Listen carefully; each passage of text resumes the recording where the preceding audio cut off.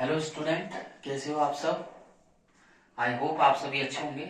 और चलते हैं, आज की क्लास कंटिन्यू करते हैं आरजी सर के साथ। तो बने रहिए मेरे चैनल के साथ। और लास्ट फिजिक्स की क्लास में मैंने आपको स्पेरिकल मिरर के बारे में बताया था। स्पेरिकल मिरर के बारे में इसके टाइप पढ़े थे, कॉनकेव और कॉन्वेक्स मिरर पढ़े थे अपने।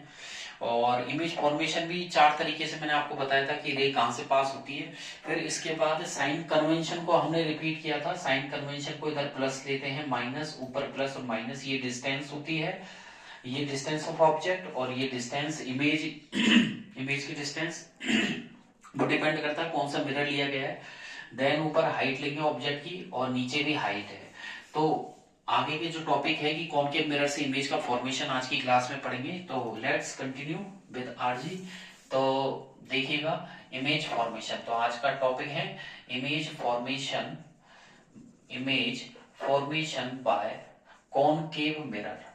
बोर्ड के हिसाब से भी अगर देखिए, 10th बोर्ड के हिसाब से, स्टेट बोर्ड, फाउंडेशन, दोनों में ही बहुत इंटरेस्टिंग टॉपिक है ये। और बहुत अच्छा टॉपिक है कि इसमें से क्वेश्चन लिए जाते हैं। कॉनकेव मिरर से इमेज का क्वेश्चन आता है, 90% तो ये पूछने के चांसेस रहते हैं। तो कॉनकेव मिरर से इमेज फॉर्मेशन के लिए आपको एक इंडेक्स याद करनी होगी। इनमें 3 बातों का ध्यान रखना होगा। कौन सी 3 बातें? कि हम एक तो पोजीशन ऑफ ऑब्जेक्ट ये पता होना चाहिए कि position of object, understand. Then next है आपके जो इमेज है उसकी पोजीशन, तो पोजीशन ऑफ इमेज हो जाएगी। देन आपके साइज ऑफ इमेज, और लास्ट है नेचर ऑफ इमेज। ओके, तो एक इंडेक्स बनाकर मैं आपको यहाँ टेबल बना रहा हूँ, उसको अच्छे से आपको लर्न कर लेना है। और उससे आपके कई तरीके की जो क्वेरीज है, डाउट्स है, वो भी क्लियर हो जाएंगे, न्यूमेरिकल बेस्ड भी हो जाएंगे। तो देखिएगा, यहाँ पर हम लिख देते हैं हेडिंग्स में, यहाँ लिख देता हूँ ऑब्जेक्ट, पोजीशन ऑफ ऑब्जेक्ट। तो यहाँ देखिए, यहाँ लिख दिया है मैंने position of object, position of object. Okay, कि ऑब्जेक्ट की स्थिति क्या है, यानी कि ये है वस्तु की स्थिति। और जो हेडिंग मैंने लिखी है image formation by concave mirror, ये है अवतल दर्पण से प्रतिबिंब का बनना। ये है अवतल दर्पण, और अवतल दर्पण से प्रतिबिंब का बनना सिखा रहा हूं मैं आपको। तो सबसे पहले आप यहाँ पर इस तरीके से कॉलम्स बना देंगे। पोजीशन ऑफ ऑब्जेक्ट का मतलब है वस्तु की स्थिति। इसके बाद हम लिखेंगे position of image. Okay, position of image यानी कि ये है प्रतिबिंब की स्थिति, इसका एक कॉलम बन जाएगा, अंडरस्टैंड। ये आपके हो जाएगा साइज ऑफ इमेज। क्या हो जाएगा? साइज ऑफ इमेज, की इमेज की साइज किस प्रकार रहेगी, इसका एक कॉलम हो जाएगा। देन लास्ट में आपके nature of image.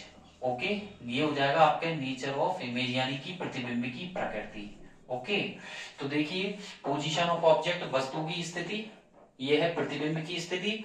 Size of image का मतलब है प्रतिबिंब का आकार, और लास्ट में है नेचर ऑफ इमेज मतलब प्रतिबिंब की प्रकृति।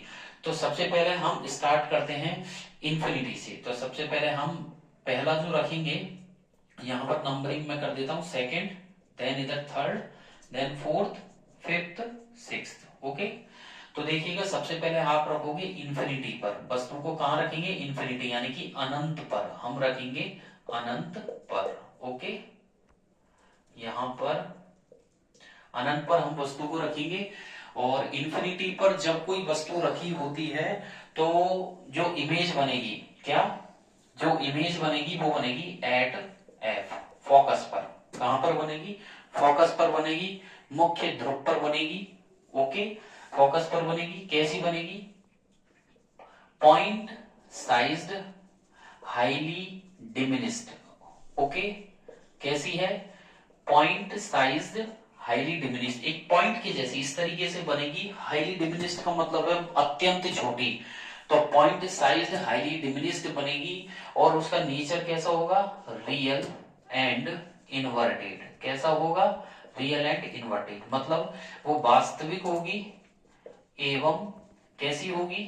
उल्टी होगी। तो वास्तविक एवं उल्टी। और यहां पर जो मैंने लिखा है पॉइंट साइज, इसका मतलब है बिंदु के समान अत्यंत छोटी, बिंदु के समान अत्यंत छोटी। ओके, तो हिंदी में हो गया यहां पर बिंदु के समान अत्यंत छोटी, वास्तविक एवं उल्टी, फोकस पर बनेगी। सेकंड जो चलते हैं, फोकस पर बनने के बाद आगे की तरफ हम लेते हैं बियॉन्ड सी। क्या लेंगे, बियॉन्ड सी, यानी कि सी से थोड़ा सा दूर। तो मैंने यहां लिख दिया बियॉन्ड सी। सी का मतलब है सेंटर ऑफ कर्वेचर, वक्रता केंद्र हो गया ये। तो वक्रता केंद्र से परे चल रहे हैं हम, तो बियॉन्ड सी। और पहले फोकस पे बना था, तो अब कहां पर बनेगी, बिटवीन एफ एंड सी। कहां पर बनेगी, यहां लिख देते हैं between F and C. Focus मुख्य ध्रुव एवं वक्रता केंद्र के बीच में। तो फोकस और सेंटर ऑफ कर्वेचर के बीच में बनेगी। कैसी बनेगी, डिमिनिश्ड बनेगी। डिमिनिश्ड लिख देते हैं यहाँ, डिमिनिश्ड। डिमिनिश्ड का मतलब वस्तु की अपेक्षा में छोटी बनेगी। डिमिनिश्ड का मतलब क्या हुआ, वस्तु की अपेक्षा में छोटी बनेगी। और इधर देखिए वही रियल एंड इन्वर्टेड हो जाएगा, वास्तविक एवं उल्टी। बियॉन्ड सी के बाद हम चलते हैं तीसरे नंबर पर, तो यहां लिखेंगे एट सी। क्या लिखेंगे, एट सी। और एट सी का मतलब है सेंटर ऑफ कर्वेचर पर जब वस्तु की स्थिति हो, यानी कि पोजीशन ऑफ ऑब्जेक्ट एट सी। तो वस्तु कहां पर रखी हो, वक्रता केंद्र पर। तो देखिएगा जो आपकी इमेज बनेगी वो कहां बनेगी, एट सी। तो इसमें सबसे बड़ा ये है कि अगर सी पर हो तो सी पर ही रहेगी। और कैसी बनेगी, सेम साइज। यहां पर क्या लिखा है मैंने, सेम साइज का मतलब है जितनी वस्तु है उतना ही सेम साइज का प्रतिबिंब बनेगा। तो वस्तु के बराबर यहाँ पर प्रतिबिंब बनेगा, सेम साइज है। और यहाँ पर वही रियल एंड इन्वर्टेड। सी के बाद अब सी के पास में वस्तु क्या है, दूर से और मिरर के पास में आ रही है। वस्तु अनंत पर थी और वहां से दर्पण के पास में आ रही है, तो अनंत पर हो गई, बियॉन्ड सी हो गया, सी हो गया। अब जब वस्तु चलेंगे तो वस्तु और आगे बढ़ गई, तो यहाँ लिख देते हैं बिटवीन सी एंड एफ। अब वस्तु कहां पर है, सी और एफ के बीच पर है, ठीक है। तो वस्तु सेंटर ऑफ कर्वेचर और फोकस के बीच में है, यानी कि वक्रता केंद्र और मुख्य ध्रुव के बीच में है। तो जो हमारा जो इमेज बनेगी वो इमेज कहां बनेगी, बियॉन्ड सी। कहां बनेगी, अब बियॉन्ड सी यानी कि सी से परे। और सी का मतलब वक्रता केंद्र से थोड़ा सा आगे बनेगी, परे बनेगी। तो देखिएगा पहले हो गया पॉइंट साइज, फिर हो गया छोटा, फिर हो गया सेम साइज, अब हो गया यहाँ पर क्या करें, अब वस्तु से यहाँ पर बढ़ी जाएगी। तो बड़े का मतलब यहाँ पर लिख देंगे मैग्नीफाइड। क्या लिखोगे, मैग्नीफाइड का मतलब है वस्तु की जितनी हाइट है उससे थोड़ा सा बड़ा। और वही रियल एंड इन्वर्टेड। ओके, अब बिटवीन सी एंड एफ हो गया। अब आगे की तरफ चलते हैं, तो वस्तु को हम रख देते हैं अब एट एफ, फोकस पे ही रख देते हैं। फोकस पे रखने के बाद क्योंकि वस्तु मिरर के पास में आ चुकी है, तो यहाँ पर जो इमेज बनेगी दो, क्योंकि इमेज बनाने के लिए सबसे ज्यादा इंपॉर्टेंट है, किसी वस्तु का प्रतिबिंब बनाने के लिए सबसे ज्यादा इंपॉर्टेंट है किन्हीं दो जो रे ऑफ लाइट है, प्रकाश की किरणों का इंटरसेक्ट करना, प्रकाश की किरणों का किन्हीं दो, मिनिमम दो प्रकाश की किरणों का आपस में काटना जरूरी होता है। तो यदि फोकस पे कोई वस्तु रखी है तो उसका प्रतिबिंब बनेगा एट इंफिनिटी। कहां पर बनेगा, इंफिनिटी यानी कि अनंत पे बनेगा, ठीक है। और अनंत पे बनने के साथ साथ कैसा बनेगा, एनलार्ज्ड बनेगा। एनलार्ज यानी कि बहुत बड़ा बनेगा, जो वस्तु के कंपैरिजन में काफी बड़ा होगा। रियल एंड इन्वर्टेड बनेगा। वैसे देखा जाए तो पोजीशन ऑफ इमेज इसमें एक्चुअलिटी में बनेगी ही नहीं, ठीक है। इंफिनिटी पर तो काफी बड़ी होगी। और लास्ट का जो केस है वो होगा आपका बिटवीन एफ एंड पी, यानी कि फोकस और पोल के बीच में। जो फोकस है यानी कि मुख्य ध्रुव और जो पोल होता है, ठीक है ना, उसके बीच में यहां पर है। तो फोकस हो गया आपके ध्रुव, इसके बीच में पोल और मुख्य ध्रुव के बीच में। तो कहां पर होगी जो बनेगी इमेज, वो बिहाइंड द मिरर बनेगी। किधर बनेगी, मिरर के पीछे, बिहाइंड द मिरर। यहां पर लिख दिया है मैंने behind the mirror. Behind the mirror का मतलब है दर्पण के पीछे बनेगी। और ये वाला जो केस है, 6 वाला केस है, मैं स्टार लगा रहा हूं यहाँ पर, ये मैंने स्टार लगा दिया। और इंपॉर्टेंट केस है, अच्छे से बोर्ड में आने लायक क्वेश्चन बनेगा। इसमें से भी हो सकता है कि कई बच्चे स्टार्टिंग में कर देते हो, लास्ट वाला जो क्वेश्चन है वो उठाने के चांसेस रहते हैं, कई बार घुमा के पूछ लेते हैं। तो वो 5 स्थितियां जो स्टार्टिंग की जो 5 स्थितियां हैं, first, second, third, fourth, fifth, उसमें से क्वेश्चन नहीं पूछते हैं, जबकि लास्ट वाली स्थिति को वो उठा लेते हैं। तो जो लास्ट की है ना, फोकस और पोल के बीच में जो मिरर के पीछे बन रहे, दर्पण के पीछे, इसको अच्छे से पढ़ लीजिएगा। और इसमें क्या होगा, हाईली एनलार्ज्ड। यहाँ पर जो वस्तु का जो प्रतिबिंब बनेगा, जो इमेज की साइज है, इमेज की जो साइज है वो हाईली एनलार्ज्ड है। कैसी है, हाईली एनलार्ज, यानी कि बहुत ज्यादा क्या है यहाँ पर, बड़ी है। किसकी कंपैरिजन में बड़ी है, वस्तु के कंपैरिजन में, और वस्तु की कंपैरिजन बड़ी है। 5 स्थितियों में रियल एंड इन्वर्टेड था, यहाँ भी real and inverted, real and inverted, real and inverted, real and inverted, और यहाँ पर आपको करना है वर्चुअल एंड इरेक्ट। क्या करना है, वर्चुअल एंड इरेक्ट, यानी कि वर्चुअल का मतलब हो गया आभासी एवं, और इरेक्ट का मतलब हो गया, बताइए, इरेक्ट का मतलब हो गया सीधा। तो यहां पर बनेगा आभासी एवं सीधा। ये 6 स्थितियां हैं कॉनकेव मिरर से। जो अवतल दर्पण से प्रतिबिंब बनेंगे वो 6 प्रकार से बनेंगे। अब हम इसमें पहला वाला ले लेते हैं, जहां वस्तु को इंफिनिटी पर रखेंगे।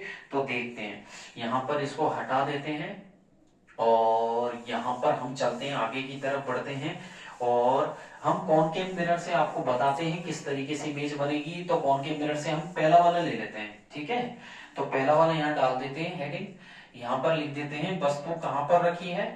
तो देखिएगा, when object is placed at infinity, object is placed at infinity, यहाँ पर वस्तु अनंत पर हमने रख दी है। और एक्चुअलिटी में देखा जाए, वास्तविकता में अनंत तो कुछ फिक्स नहीं होता, यानी कि जिसका कोई अंत ही ना हो वो तो अनंत हो गया, यानी कि अनंत नाम का कोई यहाँ पर पर्टिकुलर फिक्स नहीं कर पाएंगे अपन की वस्तु को, उसकी पोजीशन क्या है, उसकी स्थिति हम पर्टिकुलर फिक्स नहीं कर पाएंगे। तो यहाँ पर सबसे बड़ा हिंट ये है कि आपको रखने की जरूरत ही नहीं पड़ेगी, तो वस्तु को रखने की जरूरत ही नहीं है।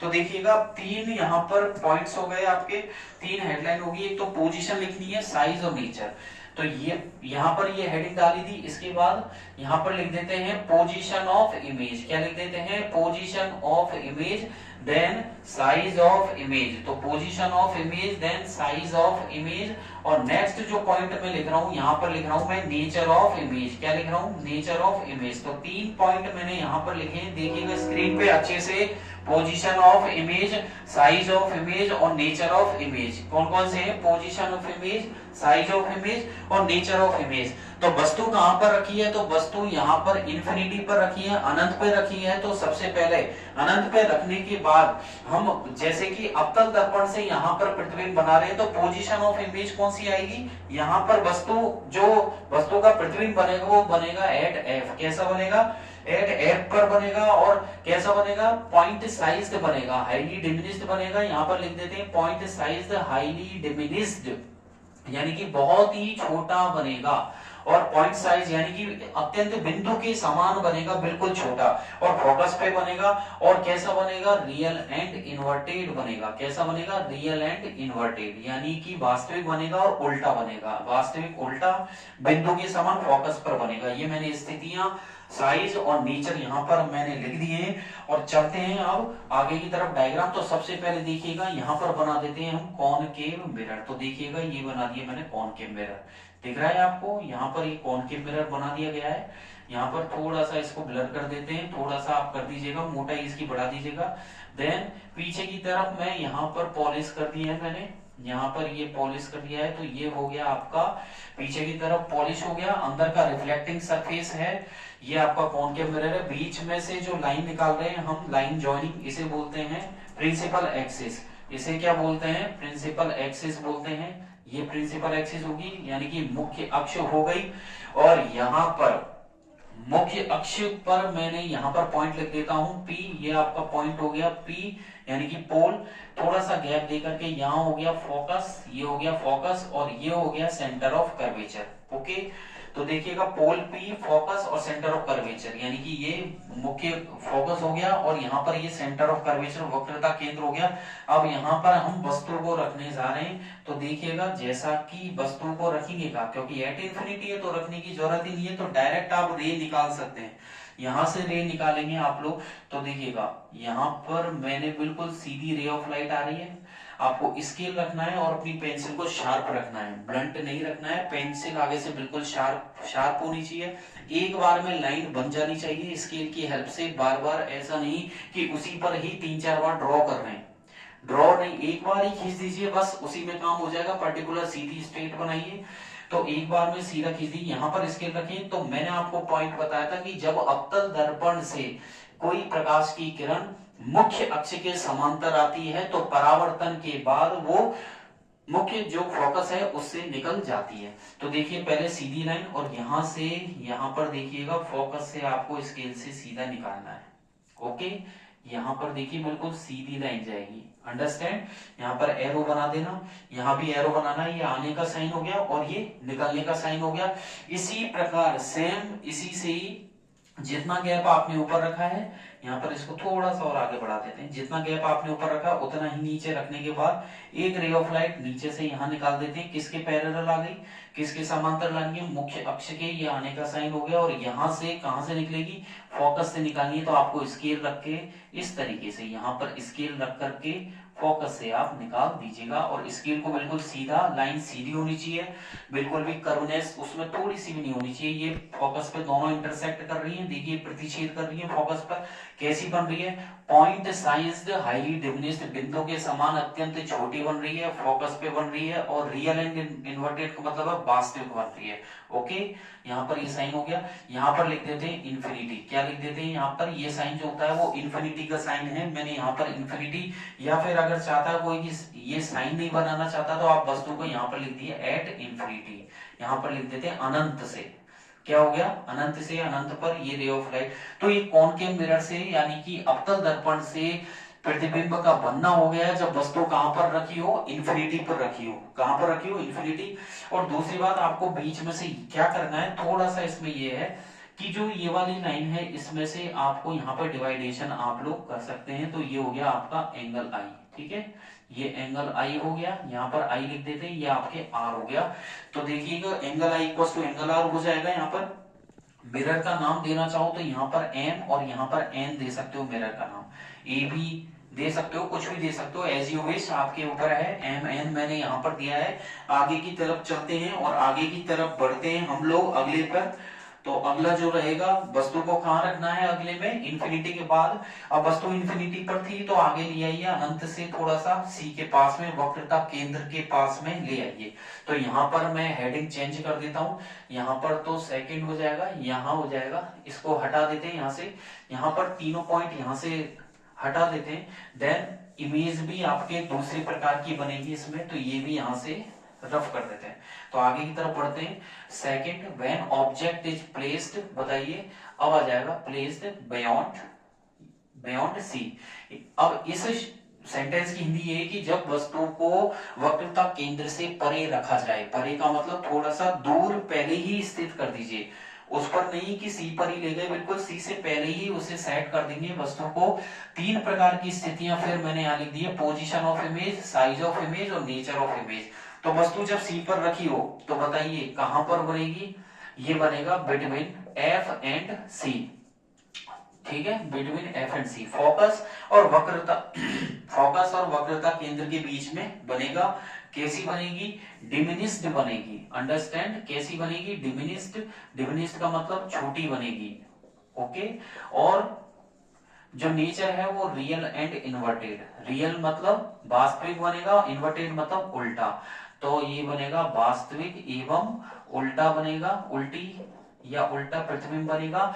डिमिनिश छोटा बनेगा, किस किस के बीच में, वक्रता केंद्र और एफ और सी के बीच में बनेगा। चलते हैं मिरर के डायग्राम की तरफ, तो दोबारा से क्रिएट करते हैं कॉनकेव मिरर। तो देखिएगा ये हो गया आपका कॉनकेव मिरर, ओके। ये कॉनकेव मिरर, हल्का सा इसे थिकनेस दे दीजिए, यहाँ पर जो अपर्चर कहलाती है हल्की सी, यहाँ पर मैंने थिकनेस दे दी है, ओके। और बीच में से ये यहाँ पर हम निकाल देते हैं, ये हो गया आपका प्रिंसिपल एक्सिस, ओके। ये प्रिंसिपल एक्सिस हो गई। यहाँ पर दे देते हैं पोल पी, यहाँ पर आपका फोकस हो जाएगा, यहाँ पर सेंटर ऑफ कर्वेचर हो जाएगा। पीछे की तरफ मैं पॉलिश कर देता हूं, तो पॉलिश आपके राइट साइड में करनी है। अंदर की तरफ हो गया आपका रिफ्लेक्टिंग सरफेस। ऑब्जेक्ट को कहां प्लेस करना है, बियॉन्ड सी। थोड़ा सा और इसको आगे बढ़ा देते हैं, यहाँ पर मैंने ये बढ़ा दिया है आगे की तरफ, और सी के पास में वस्तु को रख देते हैं। ये मैंने सी के पास में यहाँ पर वस्तु को रख दिया है, ओके। थोड़ा सा और इसकी हाइट को बढ़ा देते हैं, ये मैंने ऑब्जेक्ट को सी के पास में रख दिया है, ओके। क्लियर नजर आ रहा है। तो एक पॉइंट आप क्या करेंगे, आपको बिल्कुल सीधी रे ऑफ लाइट निकालनी है, स्केल से बिल्कुल सीधी। किसके पैरेलल निकालनी है, किसके पैरेलल निकालनी है, आपको निकालनी है प्रिंसिपल एक्सिस, मुख्य अक्ष के समांतर एक रे निकालनी है। ठीक है, इसका नाम वस्तु का ए भी दे देते हैं। बिल्कुल सीधी, और किससे निकलेगी बताइए, ये आपको फोकस से निकालनी है, तो आप स्केल को इस तरीके से रखिएगा और फोकस से यहां से पास कर दीजिएगा। ओके, ये फोकस से निकल गई। तो इतना सा जरूर ध्यान रखिए कि पहली रे ऑफ लाइट आपको मुख्य अक्ष के समांतर लानी है और देन फोकस से निकालनी है, और या फिर मुख्य प्रिंसिपल एक्सिस के पैरेलल ला करके देन आफ्टर द कॉलिजन या रिफ्लेक्शन होगा तो फोकस से निकल गई। और दूसरे केस में आपको क्या करना है, सेंटर ऑफ कर्वेचर से आप निकाल दीजिए। तो सेंटर ऑफ कर्वेचर को हल्का सा आगे पीछे थोड़ा सा हम कर लेते हैं, थोड़ा सा इसे इधर ले आते हैं, ठीक है, हल्का सा थोड़ा सा आगे पीछे कर लेते हैं, जिससे मिरर को आप एडजस्ट कर सकते हैं यहाँ पर। और देखिए पहली पैरेलल में निकल गई और दूसरी में यहां से आपको सेंटर ऑफ कर्वेचर से निकालनी है। Okay, centre of curvature, mirror को थोड़ा सा बढ़ा लेते हैं, यहां पर आप मिरर को इधर बढ़ा देते हैं। ओके, ये हो गया, इसकी थिकनेस को हमने इधर की तरफ आगे अपर्चर को बढ़ा दिया है। तो देखिए ray of light centre of curvature से आपको पास करनी है, तो जहां से आएगी सेंटर ऑफ कर्वेचर वहीं से ही वापस निकल जाएगी। ठीक है, तो ये दोनों, ये ए भी हो गया। वस्तु देखो दोनों ने इंटरसेक्ट कहां किया, वक्रता केंद्र और फोकस के बीच में, सी और एफ के बीच में किया है। देखिए एफ और सी के बीच में कैसी बनी है, डिमिनिश, और कैसी बनेगी, रियल एंड इन्वर्टेड। तो देखिए इस तरीके से बनेगी। ए भी नाम है तो यहाँ पर ए डैश और यहाँ पर आपको बी डैश नाम देना है। तो देखिए सी और एफ के बीच में बन गई, किस प्रकार बनी है बताइए, किस प्रकार बनी है, सी और एफ के बीच में है, रियल इन्वर्टेड है, वास्तविक उल्टी है और वस्तु से छोटी बनी है। आज की क्लास में इतना ही करेंगे। नेक्स्ट क्लास में मैं जो अवतल दर्पण है, इससे जो बाकी की 4 इमेज जो रह गई हैं वो भी मैं आपको करवाऊंगा।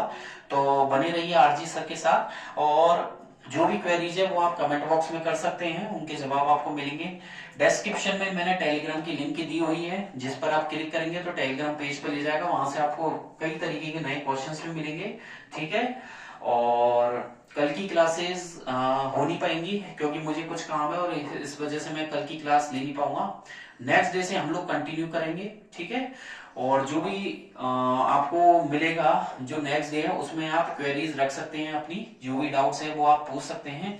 तो बने रहिए आरजी सर के साथ। ठीक है, और आपको आज की क्लासेस अच्छी लगी हो तो आगे कंटिन्यू कीजिएगा, और जो भी डाउट्स है वो आप पूछ सकते हैं। ठीक है, थैंक यू, बाय बाय।